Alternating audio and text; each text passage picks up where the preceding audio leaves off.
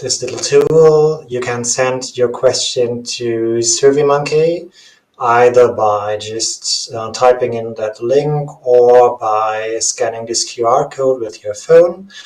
And then you can just, during this talk, send in the questions you would like to ask our panelists, and we will do that for you. If you should need any technical support, you can reach the tech support. In the participants list, you see some people offering tech support. Thank you so all. Wonderful job. And you can all reach those people by texting them a private message. If you should need awareness, you find the awareness in the awareness room.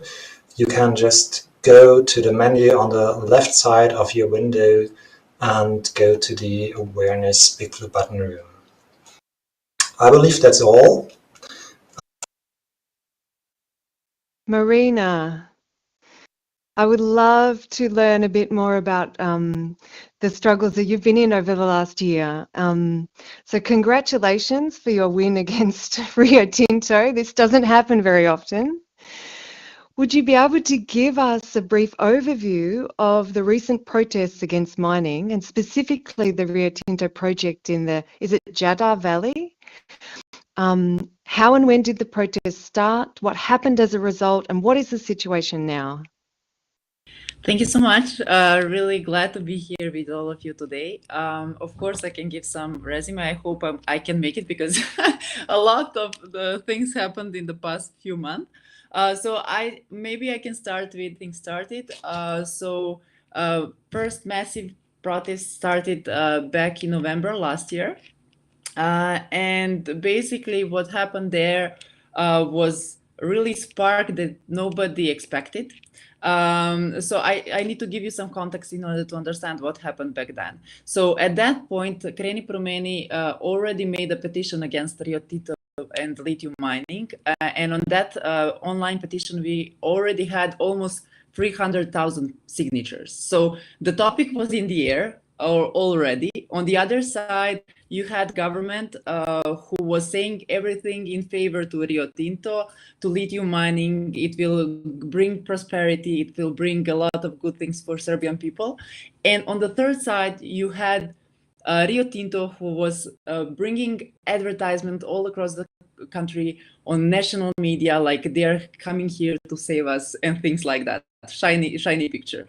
At that point, we thought as Kreni Promeni to make an advertisement that can be contra advertisement to the one that they are making, and because we didn't have money, we are NGO, and we thought maybe to make only 30 seconds advertisement that we can play on the national media and say different part of the story, like why Rio Tinto is not good for Serbia and how they will destroy the whole environment. So what happened is basically that they didn't give us permission to show that 30 seconds advertisement that we wanted to pay.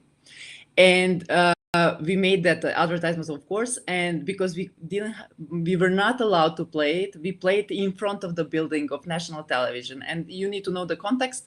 A majority of national media having the ruling party that is, just to have an idea what is happening. So we made that advertisement theater play in front of building, and that was the first moment when around 1,000 to 2,000 people show up on that event. And in one day, only 24 hours, more than 1 million people saw that advertisement, that 30-second advertisement. So that was a huge jump, like out of nowhere. And at the same time, what was happening is that president announced that the next week after that, he will adopt 2 laws that are going into favor to Rio Tinto. So that made a huge reaction of people all across the country, of many organizations. So we were trying to make a lot of protests in the next week, day after day, plenty of organizations. And we were in the situation that you collected 300,000 signatures, you are organizing protests, but nobody is listening. And they pretend like nothing is happening, they will adopt the law. So people were really angry. And at some point, we collected the energy with people from Yadar Valley and other places, and we organized a protest. There was like 15 to 20,000 people on that one in the middle of that week.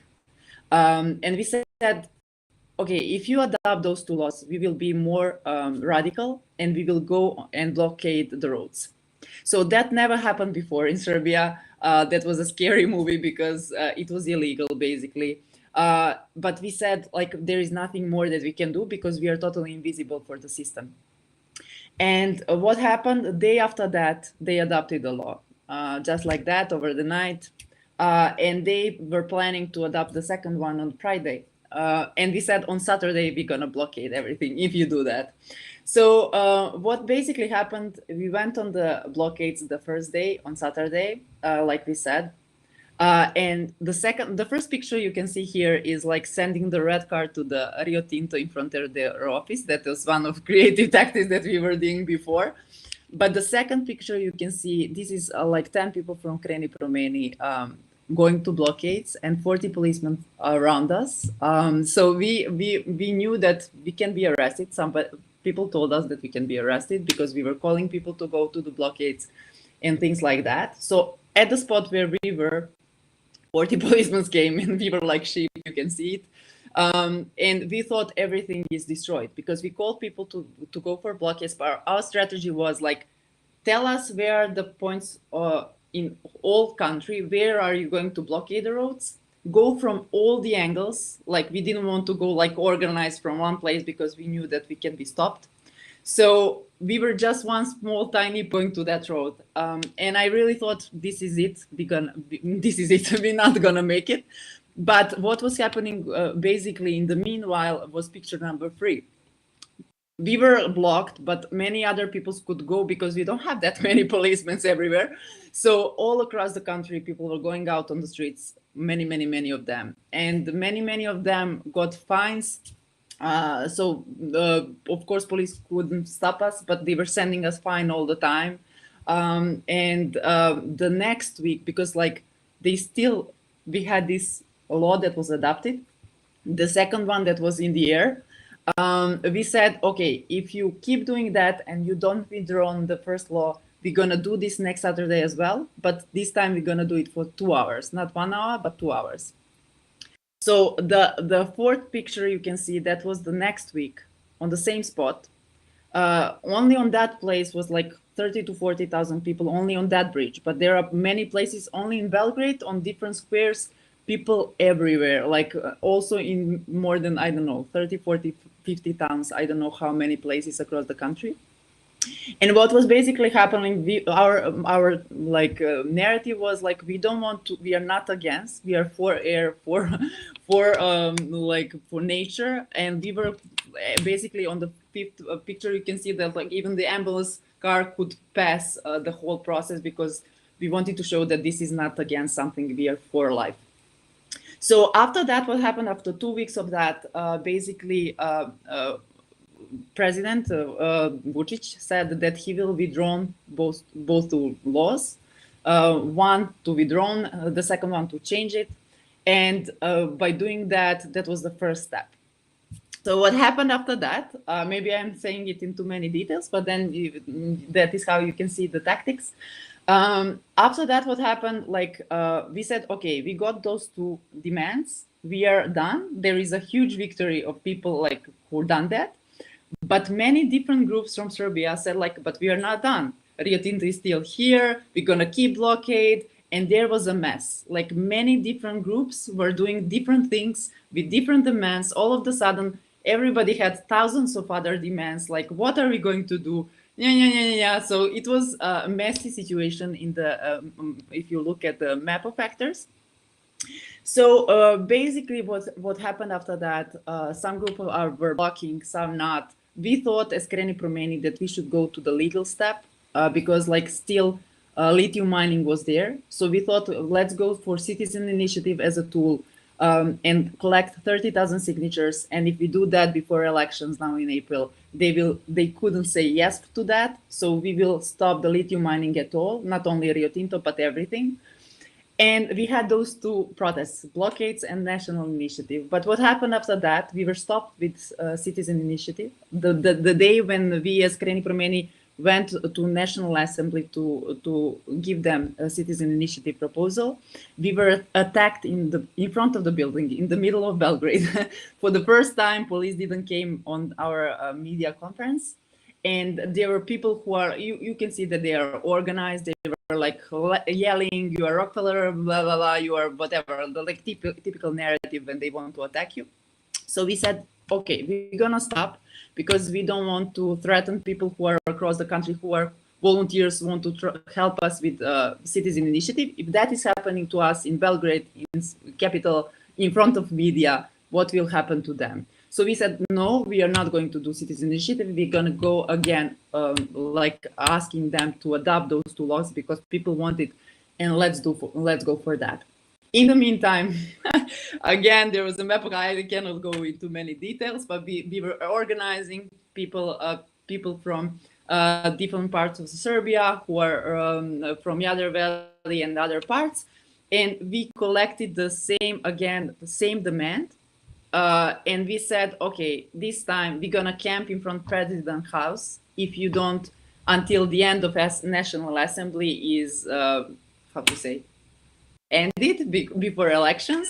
And that was the last point in the process like that we done. So basically what we done in the process, we were done with the Rio Tinto because even the spatial plan for Jadar Valley was withdrawn in the process. So we really stopped them.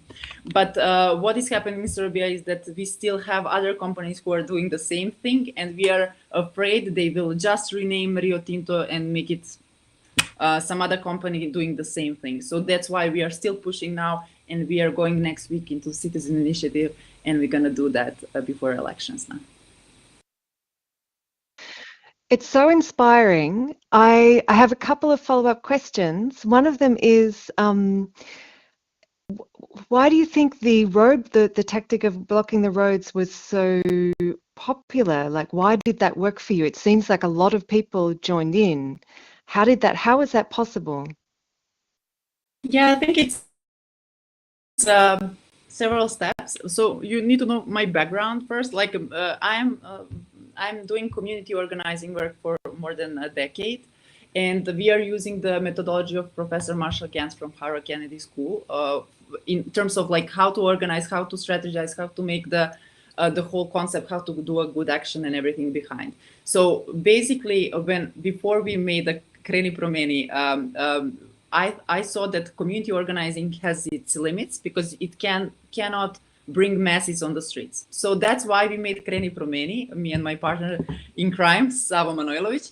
So two of us thought, like, why not combine digital organizing, basically mobilizing people, and community organizing?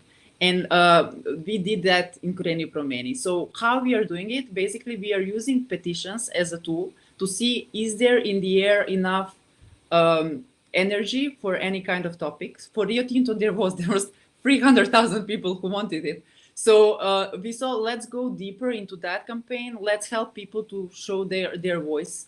And basically, it was not just one step. It was like step by step by step by step. And like when you are doing community organizing, you know that like when you are finishing one step, you need to announce what is the next step. It should be meaningful in terms of the strategy.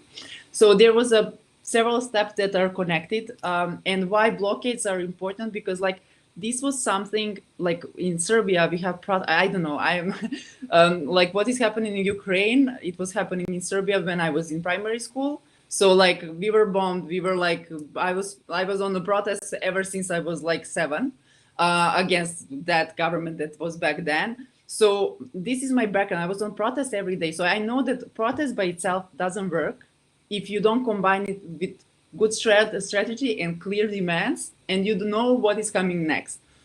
But we were basically in the position that like, whatever you do, it doesn't really matter. They will do the same thing. So like, we really needed to find out something that like was never done before, that can be heard in some way.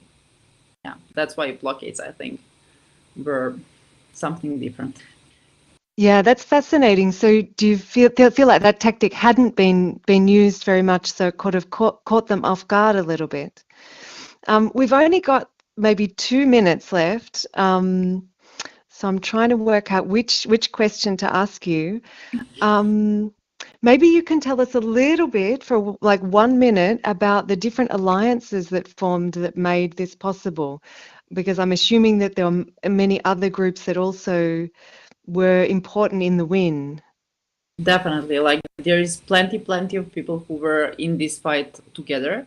The thing was that we had different approaches, but like the same goal. As our narrative from the very beginning, no matter differences, no matter are you for vaccine or not, like no matter this or that one, was the narrative like let's fight for this together. So this managed to bring this number of people on the streets, and for the first time after many years we have young people on the streets. They found hope in what we did, like in strategy behind and steps that were done. So I think, yeah, if you go for alliances, there are many differences in Serbia specifically. Like nobody can work with nobody. Like it's total mess on the scene. But like if you are fighting for something and everybody are fighting for that and see the purpose in it, then you can unite people. I think that's been a really great insight into what happened, and I'm sure there's going to be a lot of questions from people who are in this opening event for you a bit later. I'm going to pass over to Simon to introduce the next guest. Thank you, Marina. Thank you, Carol. We continue with a couple of questions to Marius. Marius, nice to have you here. Marius, you're a spokesperson of the initiative Lützerath lebt, and most of you might be familiar with this initiative.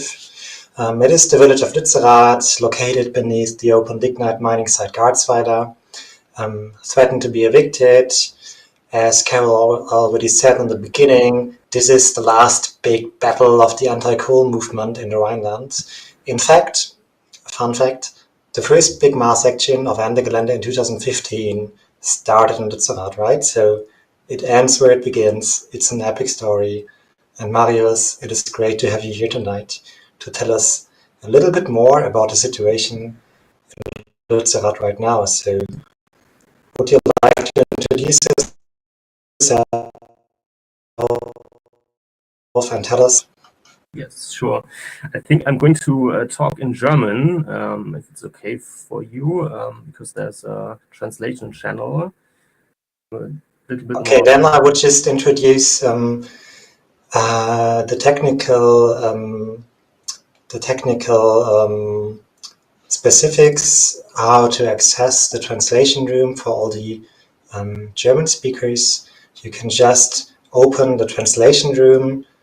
If you click on the left menu on translation, you stay here in this channel, but additionally you open the English translation room, and in this translation room you connect your audio, and then you can hear the translation in the translation room. So again, you stay here because we broadcast the video here.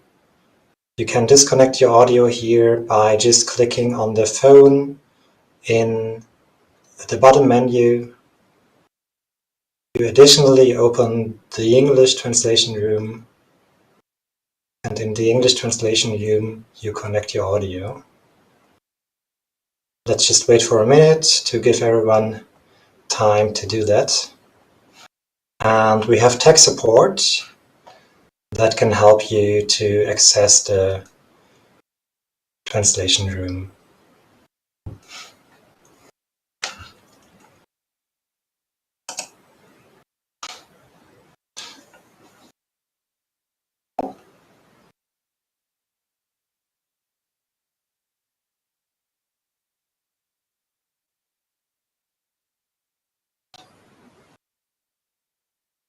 There is a direct link, thanks to the tech support, there's a direct link that you can open to join the English translation room.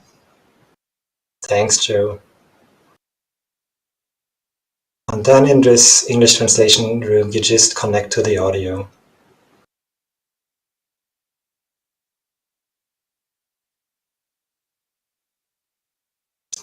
To mute your audio here in this main room, you can just click on the phone at the bottom.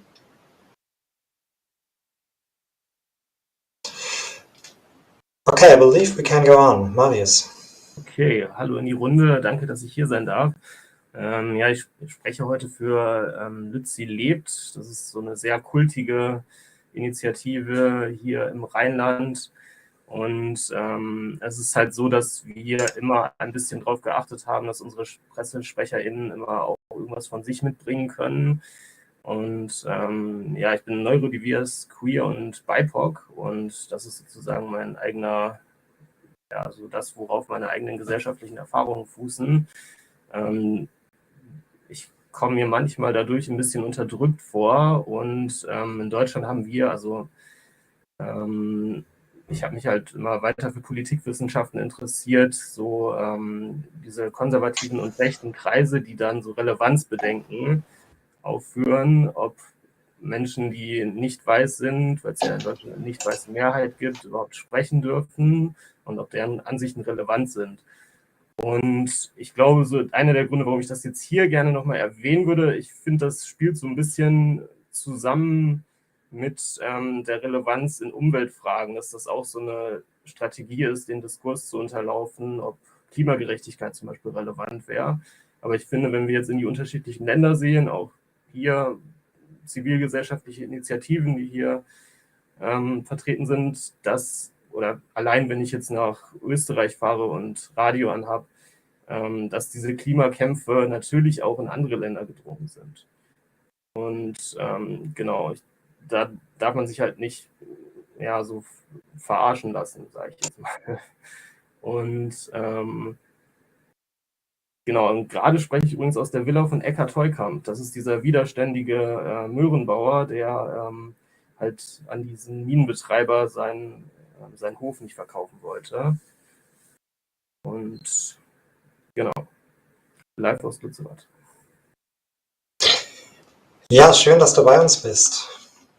Und kannst du uns ein bisschen was darüber erzählen, wie die Situation gerade in Lützerath ist? Ja, also ich finde, die ist ziemlich absurd. Also ich bin ungefähr vor einem Jahr das erste Mal hier an den Ort gekommen. Und ich habe mir nicht gedacht, also ich bin zum einen halt hier, weil ich immer mal wieder als Pressereferent von hier aus halt arbeite und das Presseteam unterstütze. Und zum anderen bin ich selber auch Indie-Journalist. Und dann habe ich angefangen hier zu filmen. Und das hat sich dann immer weitergezogen. Und ich habe hier zum Beispiel so einen Abrisskalender.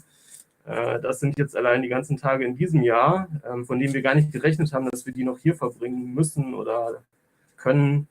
Also es ist halt einfach so, dass halt diese Besitzeinweisung des Farmers einfach noch vom OVG Münster liegt und dass da wahrscheinlich vor März keine Entscheidung wieder kommt und so hat sich das jetzt immer weiter verzögert. Und wir haben hier im Ort so eine Sirene, die halt dann immer angeworfen wird, wenn ja, Aktivistinnen das Gefühl haben, dieser Ort könnte bedroht sein. Das war gestern der Fall.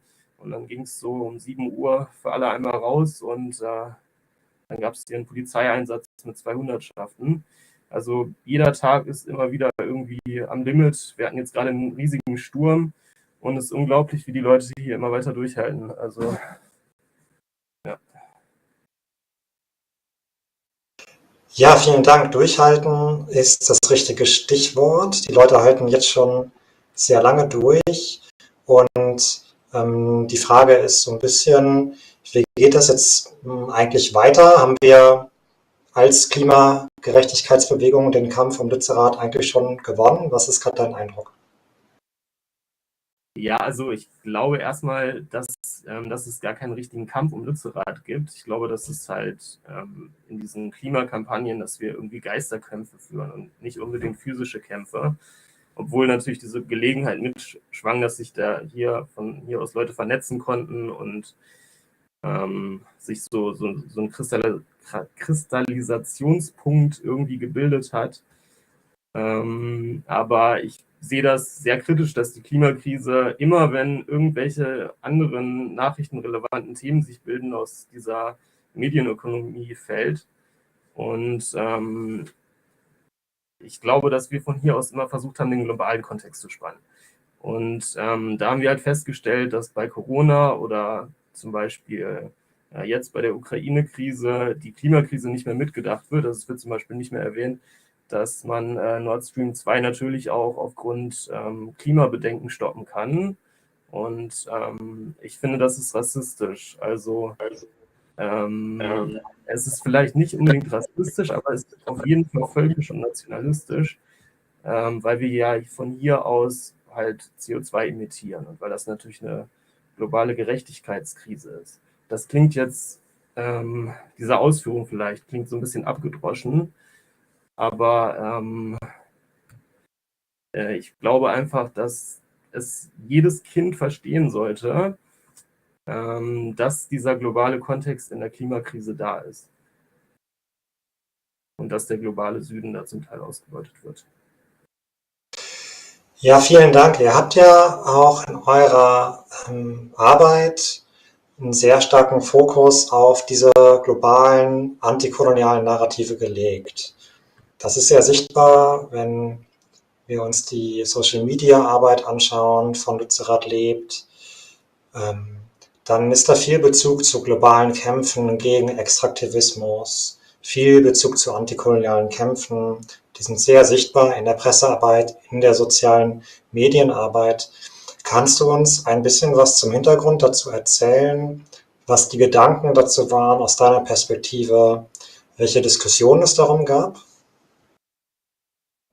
Ja, also es ist so, dass so eine Gruppe hier, die zu der zum Beispiel Lakshmi Tevesahayan gehört, das Ruder sehr stark gemeinsam mit allen anderen, die das getragen haben, sehr stark in Richtung internationaler Solidarität umgerissen hat. Und da hat sich dann so ein Netzwerk gebildet. Also zum Beispiel wurden dann Leute wie Juan Pablo Gutierrez eingeladen. Das ist so ein Repräsentant von halbnomadischen, von so Halbnomaden, die in Kolumbien leben und sich dort gegen Steinkohle wehren. Und so wurde der Ball dann immer weiter gespielt. Und ich glaube nicht, dass es dann, also da ist dann wieder die Schwierigkeit, man sollte halt Menschen aus dem globalen Süden nicht zu Opfern stilisieren.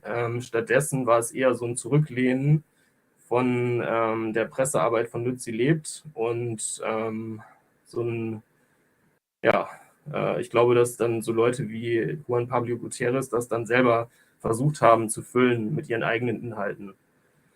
Und da sind wir auf ganz gemischten Erfolg gestoßen. Es war grundsätzlich total interessant für uns, wie das dann aufgefasst wurde von der Presse. Wie wurde es aufgefasst? Also am Anfang, also ich war ziemlich am Boden zerstört. Also ich fand die Geschichten stark, die daraus entstanden sind. Beispielsweise war es ja so, dass dass Greenpeace und Teile der Zivilgesellschaft dieses 1,5 Grad Narrativ so stark in den Fokus gerückt haben. Und dagegen hat sich dann Lützi lebt so ein bisschen gegengelehnt und hat gesagt, 1,5 Grad, also eine 1,2 Grad wärmere Welt ist ja schon ungerecht. Und es gibt ja dieses Vanessa Nakate-Zitat, ist irgendwie die Hölle für Menschen aus dem globalen Süden. Und das war dann so ein Kampf zwischen eigentlich befreundeten Gruppen, der aber ganz gute Reibung reingebracht hat, der gar nicht feindselig war, sondern ich glaube, dass es diese Studie gebraucht hat, um dann weiter damit Öffentlichkeitsarbeit zu betreiben. Ja, und als wir das dann so stark in den Fokus gerückt haben, ist erstmal gar nichts passiert. Also in ganz vielen Artikeln wurden dann die Pressesprecher gar nicht richtig zitiert, die halt aus dem globalen Süden kamen. Und das war erstmal schockierend. Also da sind wir gegen Wände gelaufen. Kannst du das uns gerade nochmal erklären in 2, 3 Sätzen mit dem 1,5 Grad Ziel, weil das ist ja im Grunde in aller Munde, ja, also Fridays for Future, aber auch die Parteien im Parlament und die Wissenschaft, alle reden vom 1,5 Grad Ziel. Und jetzt sagst du, nee, wir wollen nicht über 1,5 Grad reden, wir wollen eigentlich eine andere Geschichte erzählen. Kannst du uns das nochmal so ein bisschen erklären, worum es da geht? Genau, also das hat den Hintergrund, diese Kampagne Alle Dörfer bleiben, die es hier gibt, die hier in diese Region getreten ist und sich nach dem Hambi überlegt hat, wie geht es jetzt weiter. Die haben dann überlegt, diese Studie in Auftrag zu geben. Und das Problem an dieser Studie aus meiner Sicht ist, dass die 1,5 Grad ja auch nur mit einer 50-prozentigen Wahrscheinlichkeit einberechnet auf diese Linie, die dann vor Lützerath verläuft, wo dann gesagt wird, da darf keine Kohle weiter gefördert werden. Das heißt, nicht mal das 1,5 Grad Ziel wird dadurch ja wirklich zwingend eingehalten. Und das sieht übrigens diese Initiative selbst auch kritisch, aber die haben halt gesagt, wir mussten halt irgendwie den Boden schaffen und die Öffentlichkeit überhaupt dafür sensibilisieren. So, und das ist natürlich katastrophal, dass wir es in Deutschland nicht hinbekommen, wenigstens das 1,5 Grad Ziel mit unseren Maßnahmen hier einzuhalten als Industrienation im globalen Norden. Ja, vielen Dank. Du hast eingangs schon so ein bisschen was von dir geteilt und deine gesellschaftliche Positionierung transparent gemacht. Und jetzt haben wir über antikoloniale Narrative gesprochen. In welchem Ausmaß ist denn deiner Ansicht nach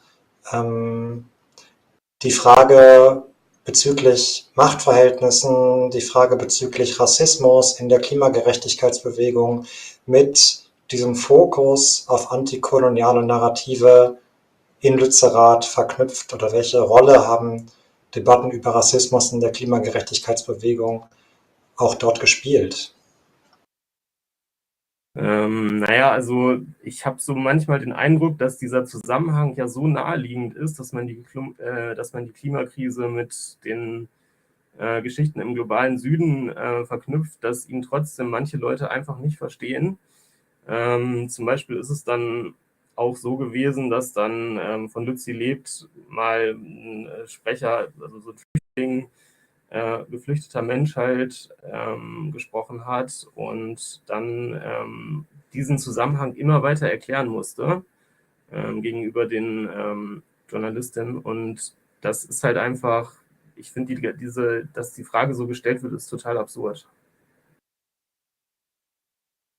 Das sollte ja wirklich jedes Kind verstehen, dass die Klimakrise den globalen Süden schwächt. Ja, genau. Aber inwiefern hat diese Debatte um Rassismus in der Klimagerechtigkeitsbewegung in Lützerath eine Rolle gespielt, auch in der Besetzung? Kannst du uns dazu noch was erzählen? Also bei uns gab es da wenig Reibungspunkte in der Öffentlichkeitsarbeit. Es stand von Anfang an fest, dass wir diese Sachen kritisieren möchten, also diesen Umweltrassismus. Deswegen. Ich würde schon mal die Gelegenheit nutzen, an der Stelle eine Frage zu stellen, die ganz gut daran anschließt, die gerade aus dem Publikum mich erreicht hat. Und zwar ist die Frage, sollte oder kann die antikoloniale Perspektive und die Forderung, das 1,5 Grad Ziel nicht zu überschreiten, nicht eigentlich Hand in Hand gehen miteinander? Also ich verstehe die Frage so, schließt sich das eigentlich aus deiner Perspektive, oder gehört das zusammen? Antikoloniale Narrative und 1,5 Grad. Genau, also wir als Initiative Lützerath lebt, haben uns auf diesen Standpunkt gestellt, dass auch schon eine 1,2 Grad wärmere Welt eine Katastrophe für die Menschen im globalen Süden ist und dass wir nicht weiter in diesem Diskurs das unterstützen können, dass dann das 1,5 Grad Ziel mit einer 50-prozentigen Wahrscheinlichkeit eingehalten wird, was ja schon total gewagt ist. Dass dann, also zum Beispiel in dieser Studie, die dann Lützerath betroffen hat, noch die historische, also dass halt Deutschland auf Platz 4 in der Geschichte bei den Klimasündern ist, also diese historische Dimension und die Möglichkeit, dass Deutschland halt viele Ingenieure hat und technisch unglaublich gut gestellt ist, dass das alles ausgeblendet wird. Und das dazu, dass das ja selbst noch in Frage steht. Also wir sind ja nicht mal auf diesem 1,5 Grad Kurs mit den 50%. Und deswegen fand ich das sehr mitreißend, wie die Aktivistinnen hier gesagt haben, einfach, dass wir dieses Narrativ nicht teilen. Also das fand ich war eine super Geschichte. Und gerade der Indie-Journalist in mir hat sich halt gefragt, warum wird die nicht verbreitet? Also das war im Grunde genommen unglaublich. Ja, vielen Dank, Marius. Gibt es noch zum Abschluss dieses kleinen Interviews mit dir eine persönliche Geschichte, einen besonderen Moment in Lützerath, den du mit uns teilen möchtest? Ja, auf jeden Fall. Also ich finde, Lützerath ist ein Ort der Veränderung. Also als ich noch vom Jahr hierher gekommen bin, war hier alles voll mit Security-MitarbeiterInnen. Und man konnte sich hier kaum richtig bewegen, ohne eine Taschenlampe ins Gesicht zu bekommen. Und die haben sich hier aus diesem Ort plötzlich auch für uns überraschend zurückgezogen. Und deswegen finde ich, zeigt sich hier einfach diese Möglichkeit der Veränderung, die durchaus da ist, die aber auch natürlich zerbrechlich ist. So ein Beispiel, ich habe irgendwann mal gefilmt bei so einer Hausbesetzung und dann kam da so eine RWE-Mitarbeiterin, die dann irgendwie alle aus diesem Haus rausgegangen sind. Also es war dann wie so ein Schalter, der umgelegt wurde, dass dieses Haus nicht mehr bewacht wurde. Und dann sagte sie dann, ich habe hier irgendwie noch was drin vergessen in dem Haus. Irgendwie, ich weiß nicht mehr was, es war irgendwie ein Notizbuch oder so. Irgendeinen persönlichen Gegenstand. Hat dann die Aktivistin gefragt, ob sie da noch mal rein dürfte. Und die gesagt, ja klar, geh doch rein, hol dir das. Und dann hat sie gesagt, oh, danke schön, danke, danke, danke. Und das zeigt dann irgendwie, dass sich alles auch auf den Kopf drehen kann. Ja, vielen Dank für diesen sehr persönlichen Eindruck von dir und vielen Dank, dass du heute Abend bei uns bist, Marius. Ja, gerne. Danke, dass ich da sein darf. Okay, thank you everyone. Vielen Dank für das Umschalten der Übersetzungsräume. And now I would switch back to English and ask you all to come back with your audio connection to the main room, or if you need translation into German, to join the German translation room. I would just wait like 30 seconds in order to allow everyone to prepare themselves to follow this discussion. Hat Viktor seinen Input am Anfang gemacht? Oder kommt Viktor? Viktor kommt jetzt. All right. So I would like to introduce you to Victor. Victor Copes-Munoz. Victor is a member of the Conferencia Social Chile, a party of the President Gabriel Boric, and Victor is also an environmental justice PhD researcher at the Technische Universität in Dortmund. And we're super happy to have you here tonight, Victor, to tell us a little bit about the protests and the uprising during the last years in Chile. And I give over to Carol. Hi, it's good that I have this technological Frankenstein happening because I think that my internet is frozen, but I can still talk. So, Victor, I would love to know how you experienced the election victory and what you felt when it was clear that you'd won. And also, I'd love to know. I'm going to start with that first question. All right. Well, thank you all. I will speak in Spanish, just to let you know. It's okay with you all. Well, thank you all. Thank you for this invitation. I'm quite honored to be here with you all. Yeah, I'm quite happy, right, because of this victory. I'm a Chilean national living in Dortmund. Regarding the Gabriel Boric's win, well, we are used to hearing many political analysts and media trying to make sense of the implemented strategy. However, I think this victory is nothing but a collective effort from those who saw in Gabriel and, of course, in the project, either a chance to reclaim dignity taken by the current failed President Piñera, and or to avoid a far-right fanatic reaching the presidential seat, which, by the way, was a terrifying but quite real possibility. I personally experienced the process through 3 different but joint efforts, all from Chilean expats.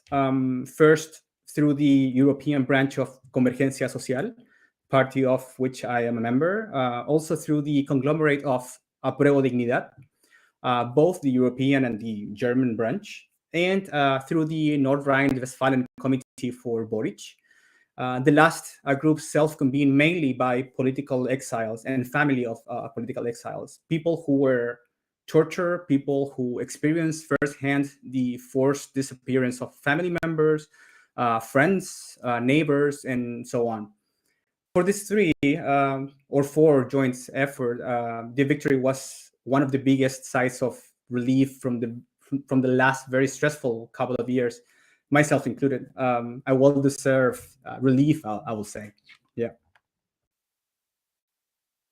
Back to you, Carol.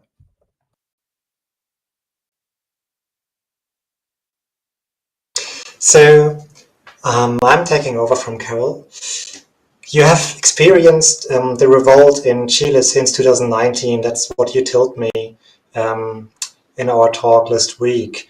And can you tell us a little bit more about how you experienced that and what your role was in it? How and which way you were active in the protests? Naturally. I experienced it in Santiago with anger, concern, happiness, sadness, many curfews, fear, but looking forward to a better future. Living at that time at the very core of Santiago, together with my sister, spouse, and my dog, Norma. Just a few blocks north of the presidential palace, La Moneda, the same building that it was bombed with the comrade President Salvador Allende inside of it. Well, we had tear gas quite often on the streets, sometimes reaching our own apartment. Like many of us, I was participating in public demonstrations, which was quite, dangerous. But I guess we can tackle more details on the further questions. However, my role was like any other concerned citizen, which I guess is one of the major reasons why the whole process had so much attention and subscriptions to the demands. Lastly, it was scary. Yeah, the disproportionate action of state agents reached scandalous numbers of injured people. In fact, before Corona, we technically had a pandemic of eye injuries due to the many cases of people impacted by rubber bullets fired at 90 degrees, which is highly illegal. People losing their sight or partially their one eye. On another note, complaints of legitimate coercion, human rights violations, sexual harassment, and ultimately deceased people. Yeah. Let's talk a little bit about the narrative, because in the public reporting on the Chilean protests, we read a lot about rising prices in public transport that caused the uprising, a corrupt public administration, high costs of living, privatization, and social inequality. Would you say that's the correct narrative from your point of view, or is there something missing about it? Well, listen, I don't think it's a false statement. It's not a false narrative, but it's definitely incomplete. We saw an arrogant and oblivious narrative quite explicit when, for example, only 10 days before the social uprising unfolded in 2019, the Ministry of Finance, facing questions regarding prices going up, said, and I quote, to highlight for the romantics that the flowers have fallen. So those who want to give flowers this month, flowers have fallen by 3.7%. This is a clear example showing how disconnected the government was and still is from the everyday lives of people. So together with the aggressive neoliberalism was and still is impacting the lives of the people and over-indebted population with restricted access to quality health, quality education, decent retirement, dignified housing, quality public transportation, a pollution-free environment, among many others. Then we hear statements such as the flowers one. It's outrageous. The country was and still is managed as a company, right? While protecting the interest of large companies, banks, and commercial houses before its own people. While we saw Piñera in an ambitious and ludicrous stance of selling the Chile brand, trying to become an international political ideological figure of what he called a real democracy when addressing, for example, the Venezuelan context. Organizing the APEC meeting and the COP25, which both failed. Now, the word corruption, when you mention the corrupt public administration, it's a risky concept. I understand that. I'm actually glad that it was mentioned. This is because Piñera and the governments before him were on a crusade to construct the common sense that Chile is not and never will be a corrupt country. And that effort fell apart when cases unveiled of fraud, embezzlement in the armed forces and police, the collusion of food and health chains, some politicians financed by large conglomerates of economic interest, and so on. Lastly, I'll say that the Chilean miracle was over. 30 pesos was the increase in the public transportation fare, around 3.5% increase. And here, just to be clear, we are talking about 0.03 euros, right? However, for an important group of the Chilean population, transportation can mean between 20 and 25% of family income. Despite this fact, the motto of the movement was, it wasn't 30 pesos, was 30 years. Since 30 years has passed since the return to democracy, 30 years of intensifying abusive neoliberal policies, 30 years of strengthening Pinochet's envision of the society and his constitution. Okay, thank you for highlighting this. And you just talked about environmental issues. You said there were environmental demands from the protesters. Could you talk a little bit more about that? Because at least from my point of view, that wasn't so visible in the public story of these protests. So in which way did environmental issues play a role in this revolt in Chile? I understand. Yeah, well, water, pollution, and human rights were the main social environmental demands. Of course, assimilated in the main demand of a new social ecological pact and a new constitution to replace the one written by the Chicago Boys during the dictatorship. That's the baseline. When it was time to fill the demands of the social uprising with substance, luckily for us, 130 organizations that form the Chilean Civil Society for Climate Action, SCAC in Spanish, from many different backgrounds and contexts, came forward and made visible this discussion on the social crisis being also an environmental crisis. As in many Latin American countries and over the global South, the Chilean economy is based on the exploitation and export of natural resources to international markets.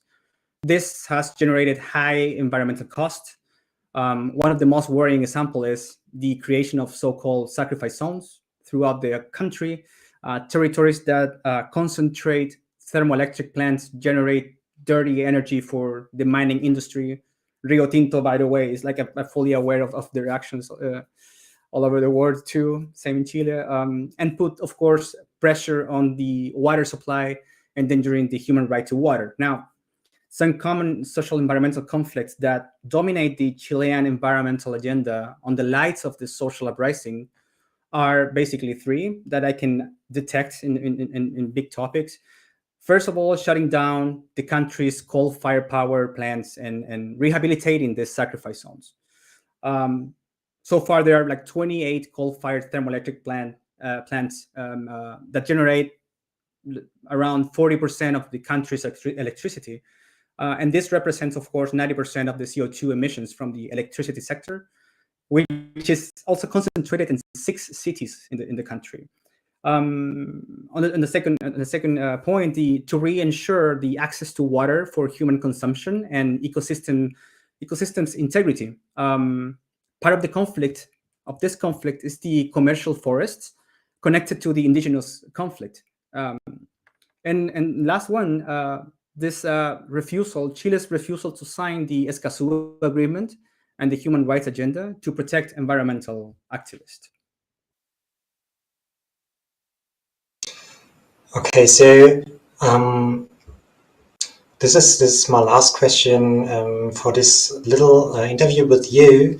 When we talk about environmental demands, when we talk about extractivism, especially talking about lithium, you already mentioned that Rio Tinto also plays a major role in the Chilean extractivism. I read that Boric just announced after his election that he would nationalize the lithium mining, breaking the power of private fossil fuel companies. How would you describe the new government's general positions towards lithium mining and towards extractivism? Right. Well, Chile concentrates 52% of the world's lithium reserves, and the demand we all know continues rising in the lithium triangle, at least, and of course its social ecological systems between Bolivia, Argentina, and Chile. I believe that mining is always a very sensitive and controversial topic, particularly because the activity itself is intrinsically a non-sustainable one. However, the new government will face the challenge to maintain a harmonic relationship between the communities and territories where the resources are being extracted and developed. For this reason, it was proposed a new governance model looking to reconcile the reduction of local impacts with the challenge of contributing to the fight against the climate crisis. What makes me personally hopeful is that there was a clear switch in the narrative from past governments.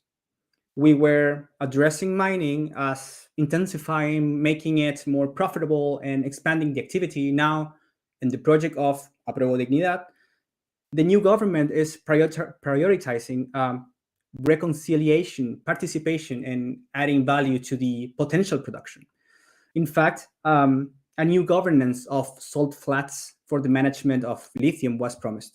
Yeah, and this I textually quote, encouraging the participation of industry, academia, and communities, promoting research and innovation, and with the state playing a leading role in its development. In particular, the creation of a national lithium company will be promoted, to develop this new national industry for this strategic resource, but with the communities playing a leading role and adding value to the production. Despite all of the above, we can forget, and truly we cannot forget of the new and historical constitutional convention that is drafting right now a proposal for a new Carta Magna. So I guess that big changes are truly coming.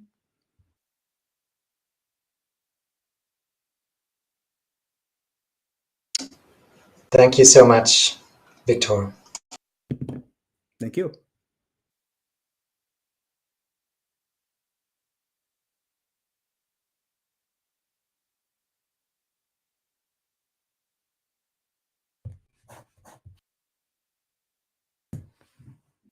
Is it Can I get a nod from you? Yes, good. Okay, sorry, I'm having all sorts of trouble with my tech. So we're going to move to asking for questions from everyone who's here. So use that tool to put your questions through. And I'm going to jump a little bit back to what Marina had to say, but keep thinking about what Victor was saying and write in some questions. So, Marina, we've got a question here that is, how did you mobilize so many people in such a short amount of time?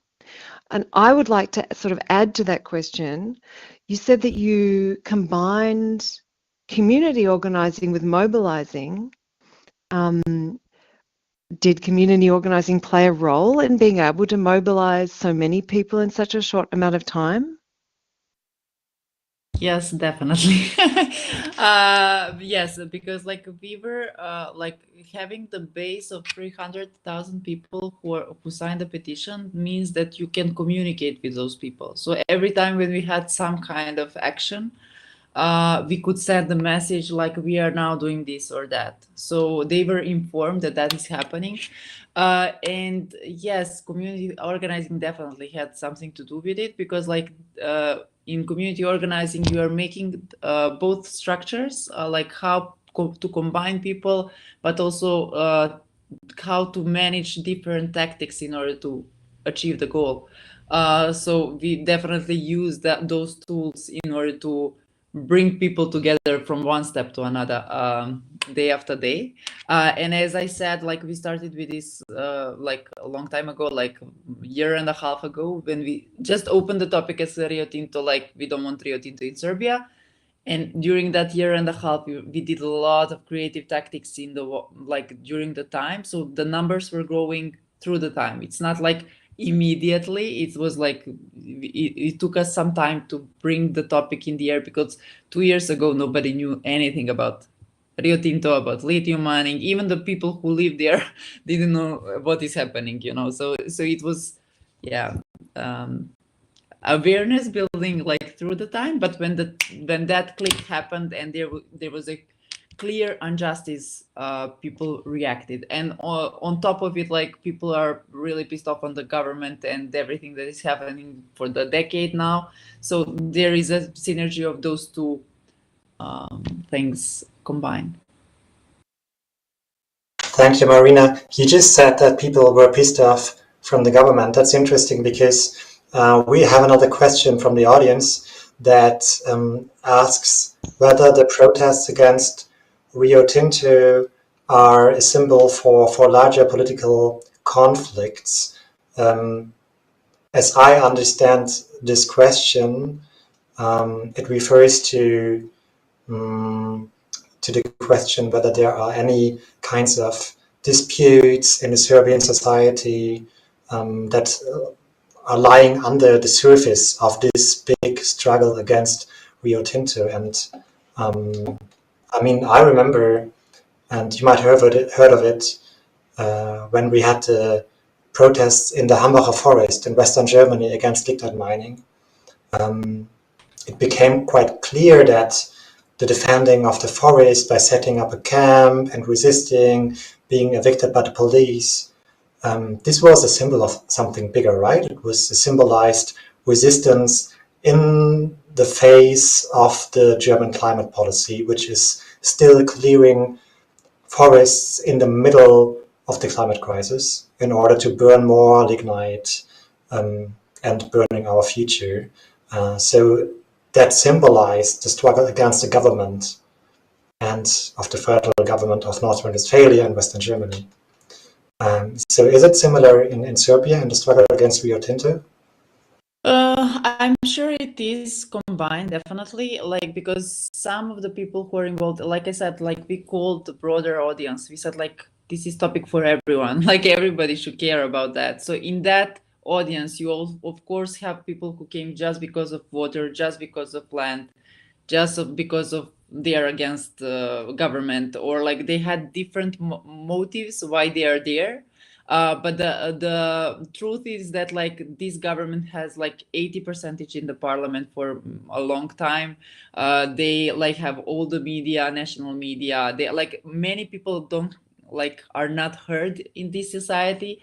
And this is happening again and again. Like we had Milosevic during the 90s. Now we have Vucic. So like, it's like people are really tired of being in the position where you cannot have the voice. So I think, of course, that population that feels like they don't have voice are the people as well, like who are going out on the streets for any topic. Yeah.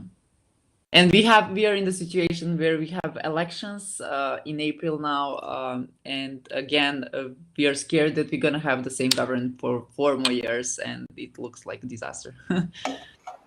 So there is an urgency, like we need to react now. Okay, thank you so much for the moment, Marina. I would go on with Victor. Victor, I have a question that relates to the connection between the street mobilizations and parliamentary strategies, in particular the election campaign for Gabriel Boric. And I'm asking this question for the backdrop of a very intense debate that we were having last year in the German climate justice movement about the general role of parties and electoral strategies. Last year, in the running up to the federal elections in Germany, there were people, for instance, from Fridays for Future and other organizations that were running for seats in parliament. And other parts of the movement accused these people of betraying the movement by running for the Greens. So how is this issue of the possibilities and limits of street mobilizations and the possibilities and limits of parliamentary processes discussed in Chile? Great question. So yeah, well, let me start by saying that I believe, and of course, many people believe in politics as a democratic exercise and mechanism to find agreements that make people's lives better. To find those agreements, we have to be somehow available to come out of our trenches and debate, and to present our ideas of a better society and represent the people's best interest. Now, I understand that this might sound a bit harsh, as it did for some fractions of the movement in Chile. I think that the fact that the social uprising was spontaneous, organic, honest, and without any political parties and movements visibly involved was a great foundation stone for what was about to come, to demand real changes to the government and the political class. And these actors, pressured by the popular movement, responded. And this didn't set very well either for the set sector of the revolt. Same, I guess, in Germany, for whom this act degraded the nature of the movement. Now, I also believe that we can always be more revolutionary than the one across the street. We can be more and more left than my comrade. But in the end, I believe people need a dignified way out of the conflict and to foresee a better life, particularly after all the effort made by everyone. The agreement reached by the government and opposition was looked at, for some, as treason to the people, fracturing, surprise, surprise, once again the left. This debate, and I will personally frame it as a short-sighted strategy, affected the parliamentary process. In fact, leaving a quite divided chamber of representatives and Senate in the campaigns that we went through, making it very tough for the new government in the next term, right, to make like real changes. On the bright side, I'll say it's also like forcing Boric to reach agreements with different political actors. It also opened the door for the most conservative side of our society, which is a setback to the progressive debate, I will say. That's interesting. And to continue with this discussion a little bit, who were the people who then actively participated in the electoral campaign? Were it the same people like the people that were active in the streets, or were there overlaps, or was it more separated? What is your impression? Well, yes, it's a big yes. Different political pacts were created, giving space to independent candidates mainly, either in their own pacts or inside of different political parties or pacts, right? In fact, in the constitutional and representative election, for example, they were very successful, and today they are actively participating on the discussions for a new constitution. Now, there was like a very important element of the movement was this group of active and physically active people resisting, the police repression. They call them the front line or the first line, which was very easily and it was like a very easy for Piñera to criminalize the movement, and trying to point fingers out of the to this front line. But however, the movement itself organized, tried to organize also without the traditional parties, and they were basically very much successful. Yeah.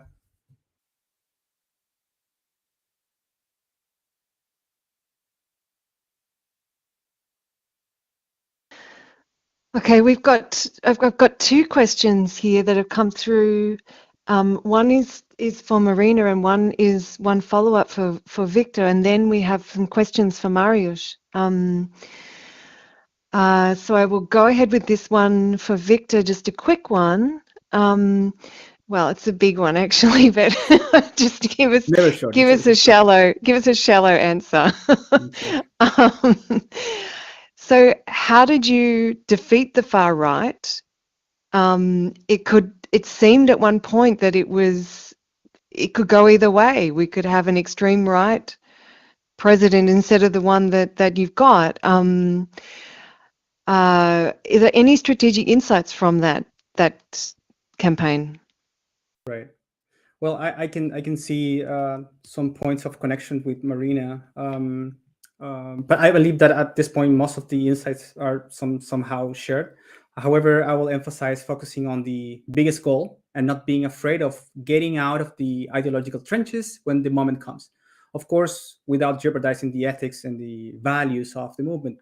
Right now in Chile, we already resume our differences and internal and external debates. There are plenty of critics regarding every step and breath Gabriel Boric makes, but we can't forget that we were very close to having a far-right religious fanatic in the very same position as Boric is today.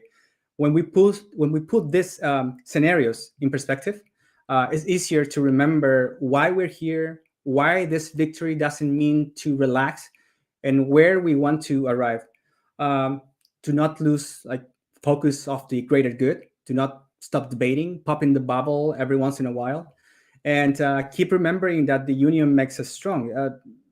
I think the very a huge highlight of this whole process was that the opposition, and particularly the left, were actually capable to put their difference aside and join for the greater good, which either way could be supporting Gabriel Boric and Apruebo Dignidad's project, or to voting against this neo-fascist and Bolsonaro 2.0, so to speak.